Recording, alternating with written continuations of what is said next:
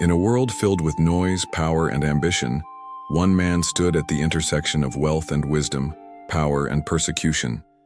His name was Lucius Annaeus Seneca, statesman, playwright, and philosopher. But Seneca was not born a Stoic. He was made one, shaped not by privilege but by pain. This is his story, the adversity he faced, and how those struggles forged one of the greatest Stoic minds in history. Born in Córdoba, Spain, around 4 BCE, Seneca was destined for greatness. His father was a respected rhetorician. His family had means, influence, and ambition. As a boy, Seneca was sent to Rome to be educated in rhetoric, law, and philosophy. He immersed himself in studies and quickly excelled. But this golden path soon dimmed. In his early 20s, Seneca was struck by a chronic illness, possibly tuberculosis. The disease ravaged his body. He became emaciated, frail, and bedridden. He withdrew from public life, alone with his thoughts. His promising legal and political future is now uncertain. Many would despair. Seneca chose another path. It was during this period of physical suffering that he first turned seriously to philosophy, especially the teachings of the Stoics. "We suffer more often in imagination than in reality," he would later write. In pain, he found discipline. In solitude, he discovered the resilience of the mind. Despite his illness, Seneca rose again. His intellect and eloquence won him favor at court. But Rome was not kind to those who rose too fast. Under the paranoid Emperor Caligula, Seneca's talent became a threat. Caligula ordered his execution, but spared him only because he believed Seneca would die soon from illness. Seneca survived Caligula, but more adversity was to come.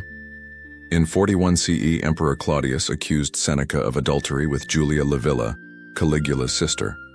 It was a political move, a purge disguised as scandal. Seneca was banished to the island of Corsica, a remote, desolate place far from the heart of the empire.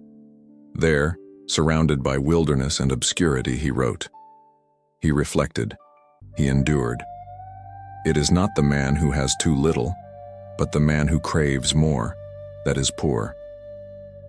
Exile taught him detachment. He wrote letters and essays that shaped Stoic thought for generations. He discovered that true freedom was not geographic, but internal. 8 years later, thanks to the influence of Agrippina, the mother of Nero, Seneca was recalled to Rome. He became Nero's tutor. For a time, he guided the young prince with wisdom, restraint, and reason. But as Nero descended into madness and cruelty, Seneca's influence waned. This chapter of his life is filled with contradictions. Seneca preached simplicity while amassing wealth. He advised virtue while serving a tyrant. His letters show the tension between worldly responsibility and inner serenity. Yet he was not blind to his failings. "I am not a wise man," he wrote, "but a lover of wisdom." Eventually, Nero turned on his former mentor. Seneca was accused of conspiracy in the Pisonian plot. Though likely innocent, he was ordered to take his own life in 65 CE. He did so with calm resolve, cutting his veins, then sipping poison, then entering a warm bath to hasten death. As blood left his body, he spoke words of comfort to his friends, reflecting on life, suffering, and the release of the soul. His death was not an act of despair, but of discipline. A Stoic's farewell. Seneca's life was filled with pain, betrayal, exile, and contradiction. Yet he never ran from suffering. He embraced it, he mastered it, and he used it as fuel for wisdom. In a world obsessed with status, Seneca chose substance. In a world driven by reaction, he chose response. He taught that our power lies not in what happens to us, but how we interpret and respond to it.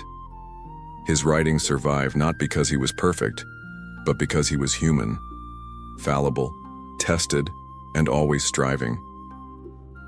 So what can we learn? Life is uncertain. Pain is inevitable, but suffering is a choice. Seneca's story shows that adversity is not the end, but the beginning of transformation. The path to inner peace is not through comfort, but through challenge. Be like Seneca. Embrace your trials. Face your fears. Master your mind. Because your peace, your power, your legacy begins within.